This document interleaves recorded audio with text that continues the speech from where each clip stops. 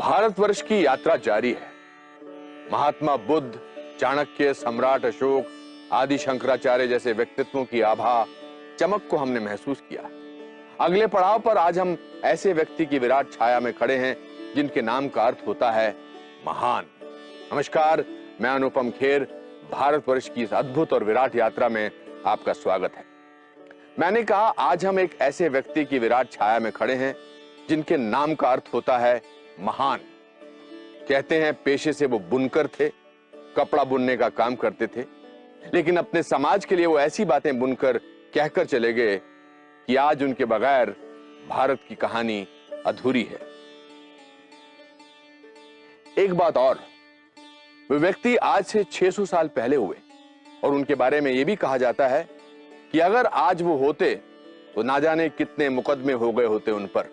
जी, उन्हें कबीर कहते हैं। चलिए इस बार भारतवर्ष में कबीर को ढूंढते हैं, खुद में, अपने अंदर कबीर को ढूंढते हैं और कबीर में खुद को ढूंढते हैं। के अंदर भी है कबीर, इनके अंदर भी है कबीर। में ना अमीर है ना गरीब है, कबीर हर इंसान के अंदर है, बट उसको बस पहचानना है। कबीर एक साक्षात एहसास है हर इंसान का अपना। मेरे लिए कबीर मुझे काफी ग्राउंड करता है।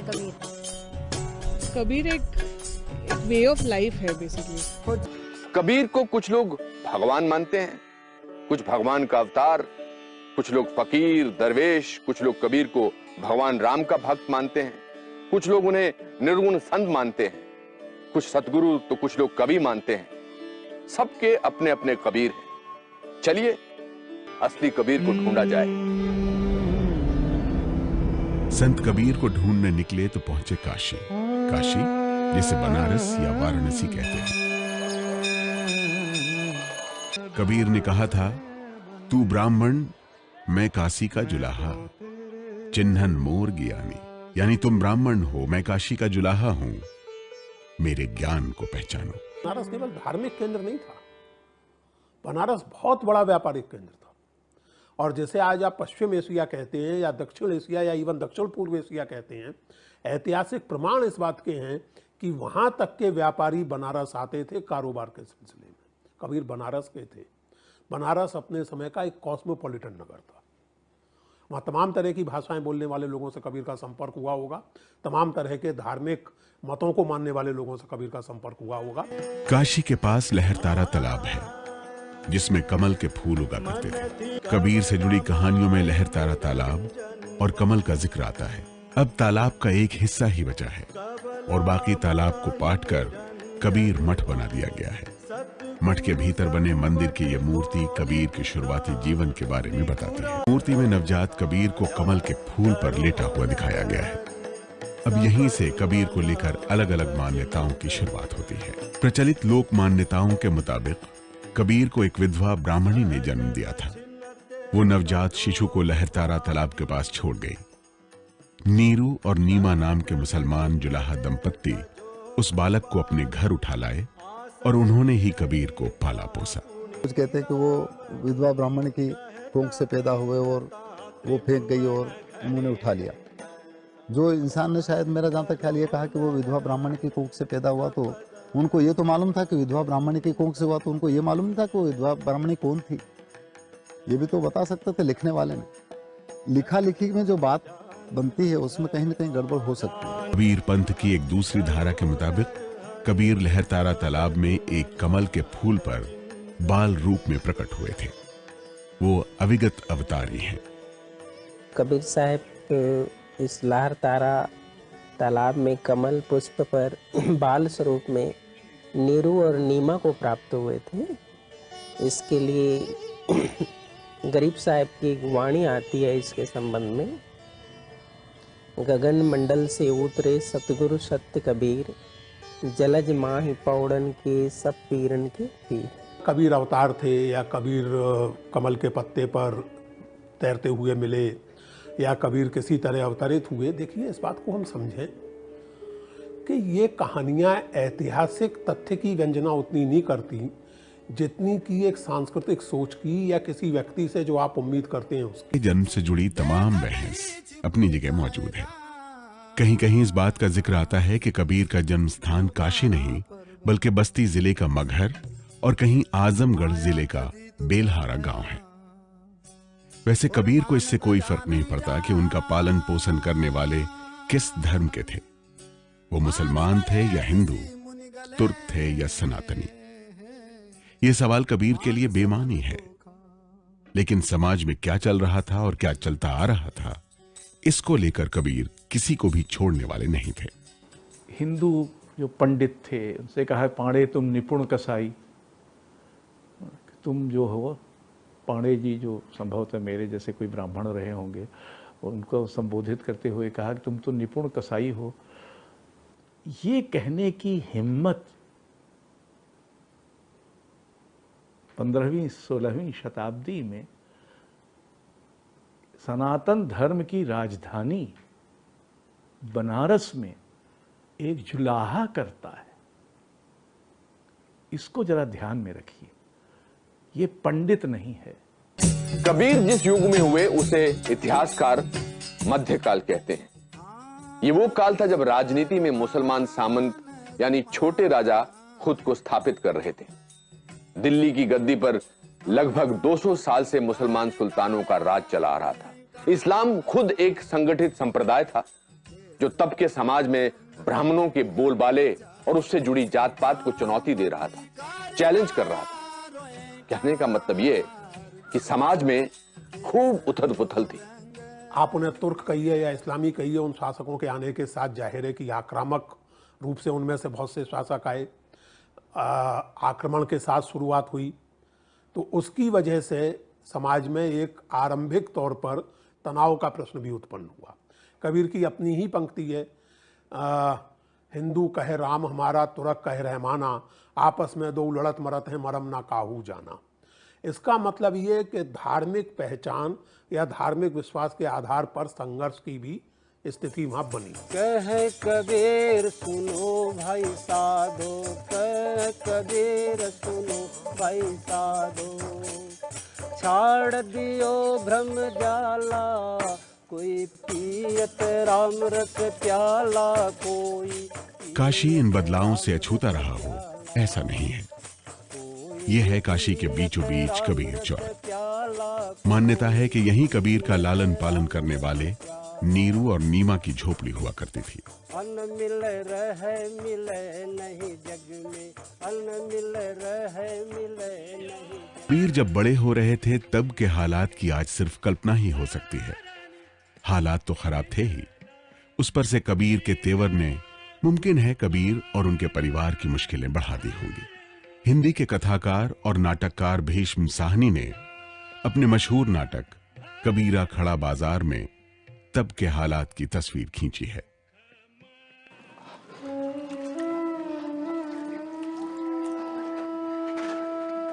अरे क्या बात है, बहुत ही जल्दी बहुरे बाजार से।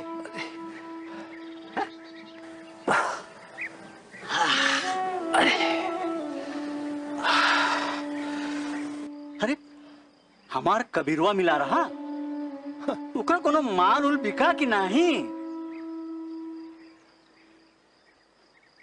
अरे सबेरवा से घर से निकला है। ये माल तोहरे है ना, वही दिए है। कबीर? अरे कबीर तोहे काहे माल दिया? वो तो इके लेके बेचे खातिर गया रहा बाजार में। अरे कह रहे घर पहुंचा देना, और एक संदेशा भी दिए हैं कि शाम तक घर आ जाएंगे। हाँ।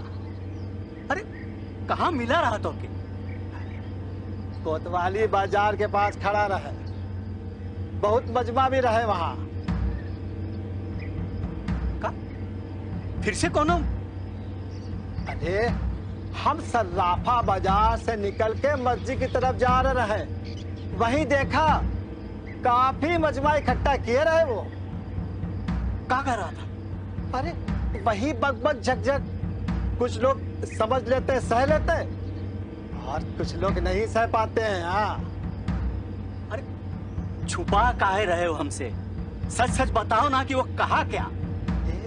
अरे बड़े महंत की झांकी सवारी निकल रही रहे, और वहां महेंद्र के आदमी एक लौंडे को डंडे से मार रहा है और वो कबीर बीच में कूद पड़ा और वो लौंडे को छोड़ के कबीर पे पिल पड़े। और कुछ देर पहले वो एक मौलवी से में उलझ रहा है। क्या कहत रहा है वो?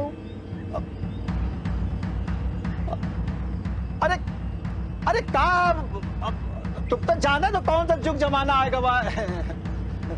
लो सुन लो अपने बेटुआ की करतूत।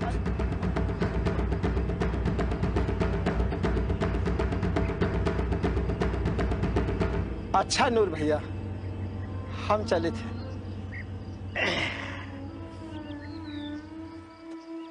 कबीर ने जो समाज में देखा उसमें तरह तरह की विषमताएं थीं। कौन किस जाति में जन्मा है वही भाग्य तय करता था। व्यक्ति के बड़े या छोटे होने का मापदंड उसका जन्म कुल ही रह गया था। ब्राह्मण चाहे जितना दुराचारी हो सामान्य था, दलित चाहे जितना भी सदाचारी हो नीच समझा जाता था। कबीर ने इस आधार को नाकार दिया। कबीर ने कहा, जाति पाति पूछे नहीं कोई, हरि को भजै सो हरि को होई। यानी ब्राह्मणों को सीधी चुनौती।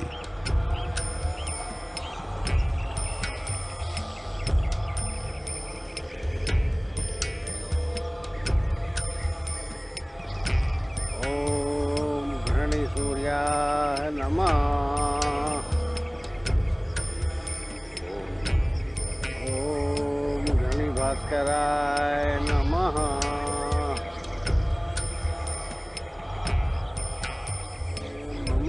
पंडित जी,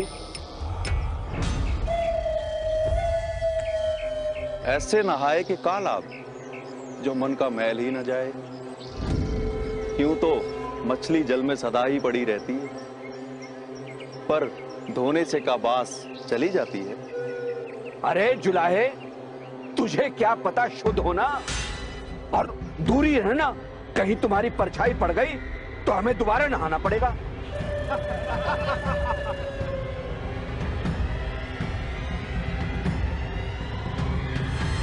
पड़ी पड़ी के पत्थर भया, लिख लिख भया जू ईट। कहे कबीरा प्रेम की लगी न एकौ छीट। पोथी पढ़ पढ़ जग मुआ, पंडित भया ना कोई। ढाई आखर प्रेम का, पढ़े सो पंडित होए। कबीर यही नहीं रुके, बोले, कहे कबीर चेतरे भोंदू, बोलन हारा तुरक न हिंदू। काशी उस समय भारत का हृदय थी। सब धर्म के अपने अपने मठ थे। वहां ठाव ठाव पर मंदिर थे, मस्जिदें थी। कबीर के पास कुछ नहीं था, केवल शब्द थे। और जब शब्द ऐसे हों, बोलन हारा तुरक न हिंदू, यानी ऊपर वाला न हिंदू है ना मुसलमान। पत्थर पूजे हरि मिले तो मैं पूजूं पहाड़। बातों ये चक्की भली, पीस खाए संसार। या कंकड़ पत्थर जोरी के मस्जिद लई बनाए, ताचड़ी मुल्ला बांग दे बहरा हुआ खुदाए। काशी में बैठकर 14वीं शताब्दी में ऐसे निडर दोहे बोलने वाला कबीर अक्सर गुरु की महिमा गाते थे। कबीर के गुरु कौन थे? निडरता की ये सीख उन तक पहुंची कैसे? काशी में जिस समय कबीर की वाणियों ने हड़कंप पैदा करना शुरू किया, उस समय वहां स्वामी रामानंद की बड़ी पूछ थी। स्वामी रामानंद के 12 शिष्य बताए जाते हैं, जिनमें कबीर की गिनती भी होती है। कबीर ने अपने एक दोहे में कहा है, काशी में हम प्रकट भये हैं, रामानंद चिताए। एक बड़ा तबका है जो स्वामी रामानंद को कबीर का गुरु मानता है। लेकिन स्वामी रामानंद कबीर के गुरु बने कैसे, या कबीर ने स्वामी रामानंद को अपना गुरु बनाया कैसे, इससे जुड़ी कई कहानियां प्रचलित हैं। ये कहानियां दरअसल तब के समाज और कबीर के सामने की चुनौतियों की भी कहानी है।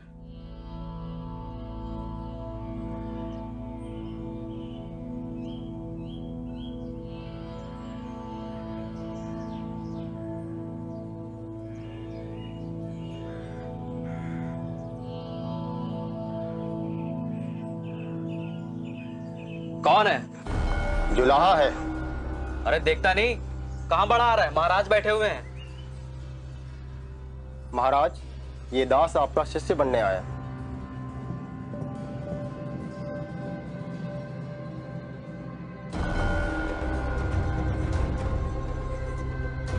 कौन है तू? प्रभु, कबीर। कौन जात? जुलाहा। जो काम तू कर रहा है वही कर, वही काम तेरा धर्म है। महाराज, आपकी शरण से कोई निराश नहीं लौटता। क्या राम सबका नहीं? क्या राम मेरा नहीं?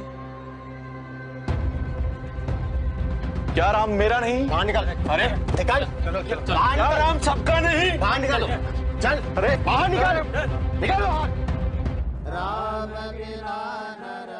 ये काशी का पंचगंगा घाट है।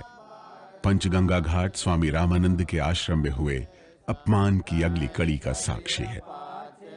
रोज सुबह इसी घाट पर स्वामी रामानंद स्नान करने आते थे। कबीर उसी घाट पर पहुंचकर उसकी सीढ़ियों पर लेट गए।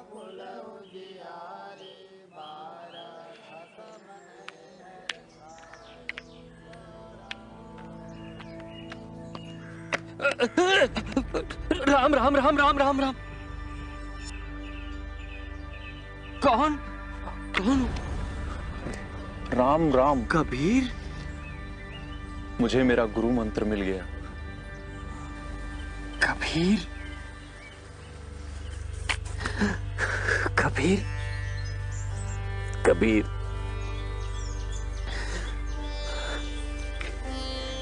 तू जीत गया, तू जीत गया कबीर। तूने मुझे अभिमान, अन्याय तथा पाप के बंधनों से मुक्त कर दिया। मैं तो अंधा हो गया था।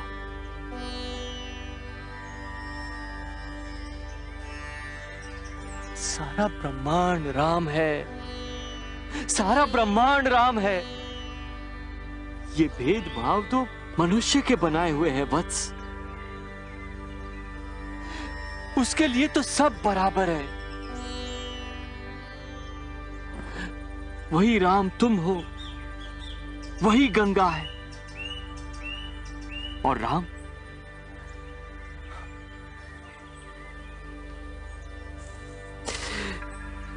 तो सबका सबका।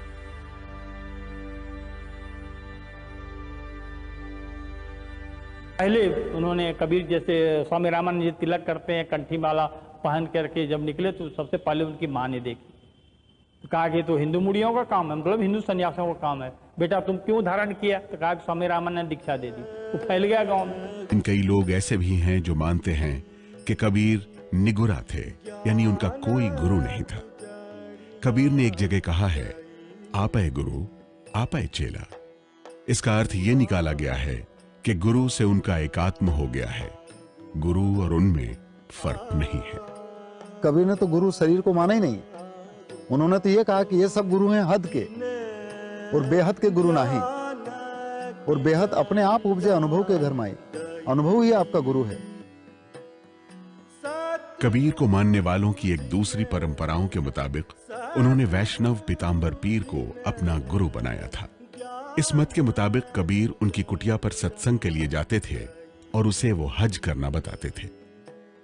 वो हिंदू मुसलमान का भेद नहीं मानते थे, जबकि एक और परंपरा के मुताबिक कबीर को शेख तकी का शिष्य बताया गया। गुरु थे नहीं थे तो कौन थे? इन सवालों को यहीं छोड़ते हैं। इतना तय माना जाता है कि कबीर ने अक्षर ज्ञान प्राप्त नहीं किया था, लेकिन उन्हें कभी इसकी जरूरत भी नहीं पड़ी। उन्होंने कहा, मैं कहता आंखन की देखी, तू कहता कागज की लेखी, मैं कहता सुरझावन हारी, तू राख्यो उर्जाई रे। जो कहा डंके की चोट पर कहा, साफ साफ कहा, और धर्म से जुड़े कर्मकांड, आडंबर और ढकोसलों पर हमला किया, मजहबों की लड़ाई पर हमला किया।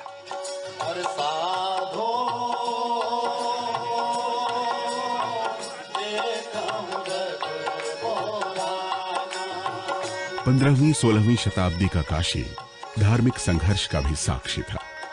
हिंदू और मुसलमानों के बीच धार्मिक वर्चस्व की आग सुलग रही थी।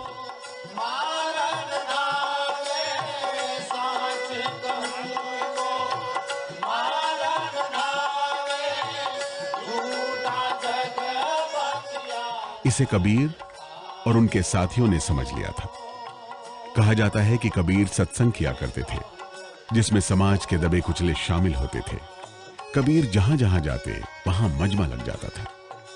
आज कबीर के जीवन से जुड़ी घटनाओं का ऐतिहासिक प्रमाण तो नहीं मिलता, लेकिन जनश्रुतियों में वो हमेशा मौजूद रहे हैं, हमारी बोलचाल में, हमारी सोच में।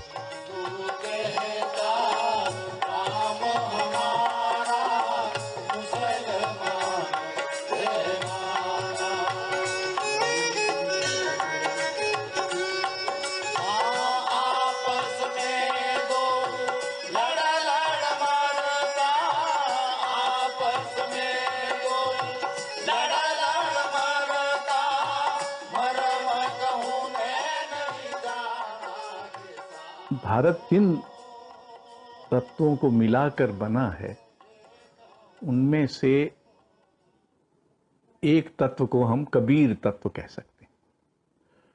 इस अर्थ में कि वो जो दी हुई दुनिया है, जो दिया हुआ ढांचा है, उसको मानने को तैयार नहीं है।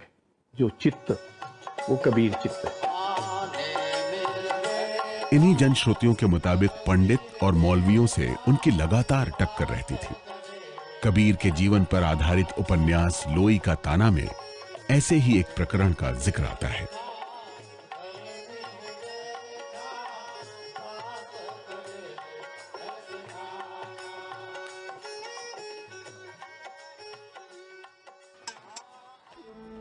सुने हैं तुम मुसलमानों के खिलाफ लोगों को भड़का रहे हो। ये हमको भड़का नहीं रहे हैं, समझा रहे हैं। नहीं भाई, ये जुलाहा कहा था, दिन भर रोजा राहत है, रात हनत है गाय। ये तो खून व बंदगी, कैसे खुशी खुदाई। ये का हिंदू वाली बात ना हुई। तो तुमने ही कहा था। तो क्या बेकसूर जानवर का हिफाजत करना आदमी को हिंदू बना देता है? बाकी हिंदू तो गाय नहीं खाते। ना खाएं तो तू वैष्णव है? नहीं। तो फिर क्या है तू? तो तू अल्लाह को भी नहीं मानता है? नहीं। फिर सुना तुम सबने, ये ना अपने को हिंदू कहता है, ना बौद्ध, पर मुसलमान की बुराई करता है। काजी के पास चलो।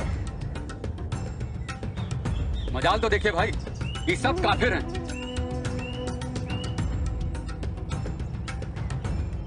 चला है, तू आग में हाथ डाल रहा है। कैसे मुल्ला साहब?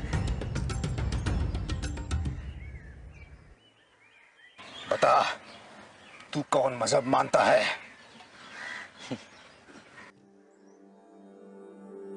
तुम भूले हुए हो। अगर भगवान ने तुम्हें अलग अलग सचमुच बनाया होता, हिंदू और मुसलमान को जन्म से अलग किया होता, तो मैं झूठा। बताओ, दुई जगदीश कहां ते आए, कहू कोने भरमाया। अल्लाह राम करीम केशव हरि, हजरत नाम धराया।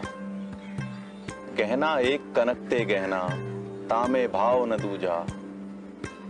कहन सुनन को दुई कर घाते, एक निवाज एक पूजा। वही महादेव वही मोहम्मद, ब्रह्मा आदम कहिए। कोई हिंदू कोई तुर्क कहावे, एक जमी पर रहिए। वेद किताब पढ़े व कुतबा, वे मौलाना वे पांडे। बिगत बिगत के नाम धरायो, एक माटी के भांडे। कह कबीर त दोनों भूले, रामहू किनहू ना पाया। वे खसिया वे गाय कटावे, वादे जन्म गवाया। कहत कबीर सुनाए साथ।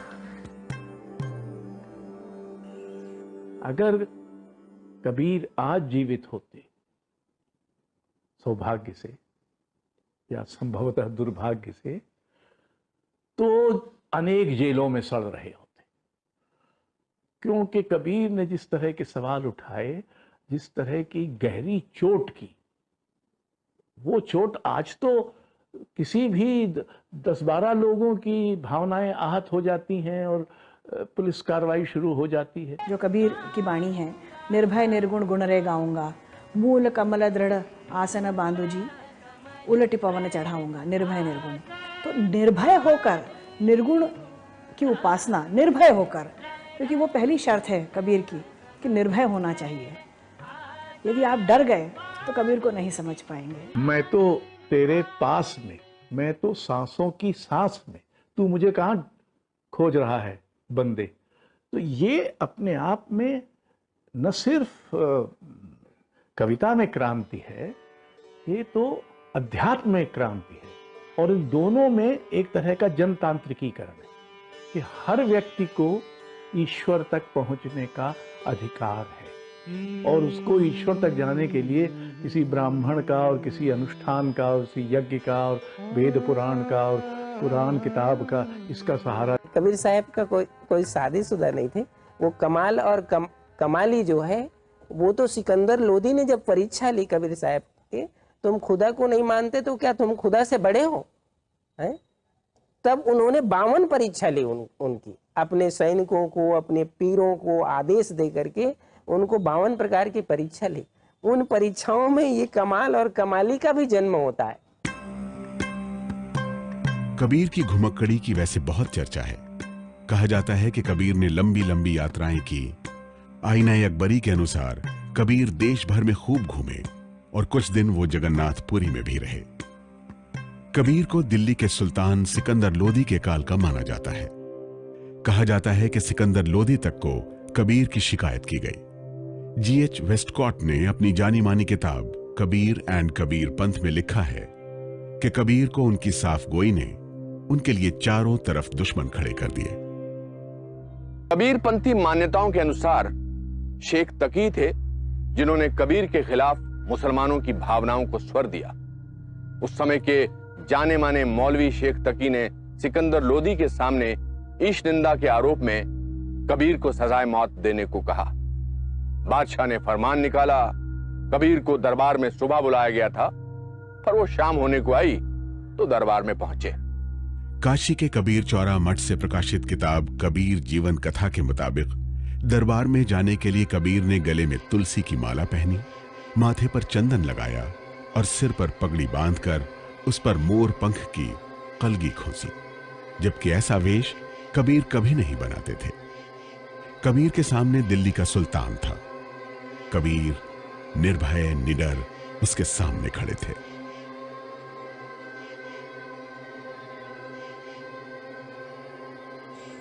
बादशाह सलामत है, रहम दिल है बादशाह। बादशाह को सलाम करो, माफ कर देंगे तुझे।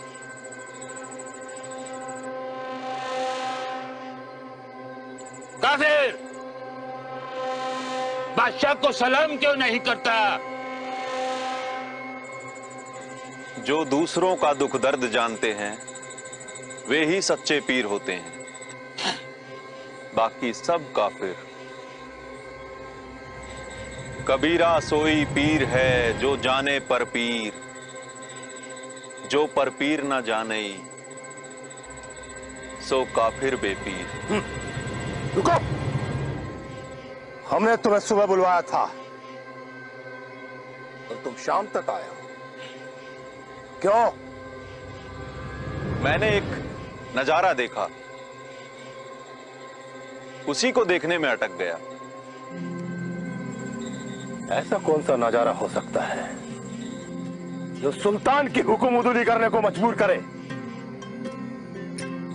मैंने सुई की नोक से भी बारीक छेद से एक कारवां गुजरता हुआ देखा। तुमने सुई की नोक से भी बारीक छेद से एक कारवां गुजरता देखा?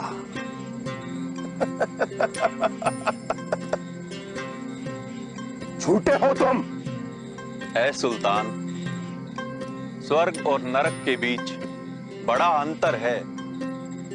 सूरज और चांद के बीच के अंतरिक्ष में अनगिनत हाथी और ऊंट समाये हैं, जो कि आंख की पुतली की नोक से देखे जा सकते हैं, और ये नोक सुई की नोक से भी बारीक है। इस कहानी के मुताबिक कबीर के इस जवाब से बादशाह बहुत खुश हुआ और उन्हें छोड़ दिया गया। जबकि दूसरी प्रचलित कहानियों के मुताबिक बादशाह ने उन्हें बहुत सी यातनाएं दी। ले जाओ इसे। लेकिन जब वो अपनी तमाम कोशिशों में असफल रहा, तब सुल्तान सिकंदर लोदी को अपनी भूल का अंदाजा हुआ। इसके बाद भी कबीर के खिलाफ साजिश चलती रही। कबीर की जिंदगी जितनी अब तक हमने देखी, उससे कुछ बातें बिल्कुल साफ हैं। भारतवर्ष में जो दबे कुचले थे, दलित थे, उनके लिए आवाज देने वाले वो पहले व्यक्ति लगते हैं। वो जाति धर्म को तोड़कर समाज सुधार की बात आज से 600 साल पहले कर रहे थे। तुम कत बामन, हम कत शुद्ध, हम कत लोहू, तुम कत दूध। गरीब चाहे वो किसी भी धर्म का हो, ईश्वर प्रेम का बराबर का अधिकारी है, हकदार है। ये बात उन्होंने कूट कूट कर अपने शिष्यों को समझाई। कबीर ने धर्म के बंधे बंधाए विश्वासों की जकड़न को चुनौती दी। वो धर्मों के कट्टरपन के घोर आलोचक थे। न हिंदू न मुसलमान की घोषणा करने वाले संत कबीर पहले कवि थे जिन्होंने धर्मनिरपेक्ष समाज की कल्पना की।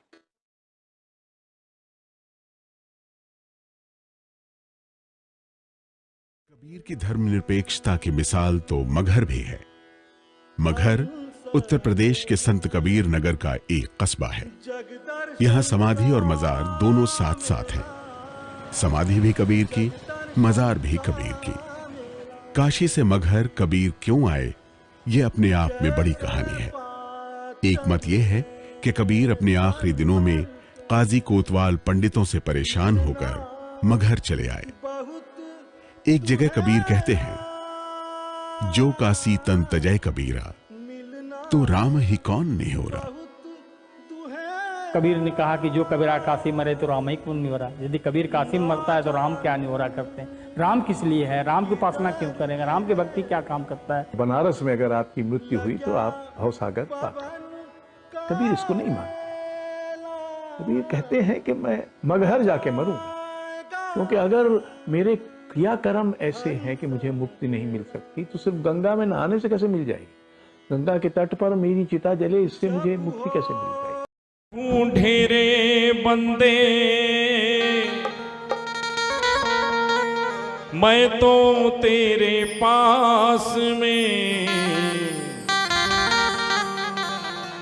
मैं तो तेरे पास में, मैं तो तेरे पास में। मुझको कहाँ ढूंढे रे बंदे, मैं तो तेरे पास में, मैं तो तेरे पास में बंदे, मैं तो तेरे पास में।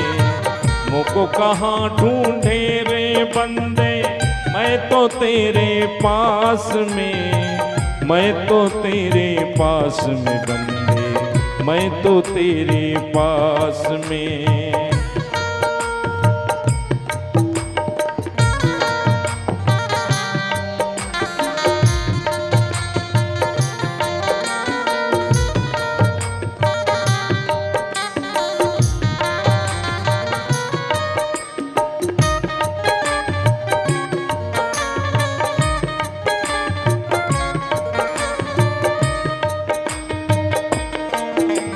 ना तीरथ में ना मूरत में ना एकांत निवास में, ना तीरथ में ना मूरत में ना एकांत निवास में, ना मंदिर में ना मस्जिद में ना काशी कैलाश में, ना मंदिर में ना मस्जिद में ना काशी कैलाश में। मुझको कहाँ ढूंढे रे बंदे, मैं तो तेरे पास में, मुझको कहाँ ढूंढे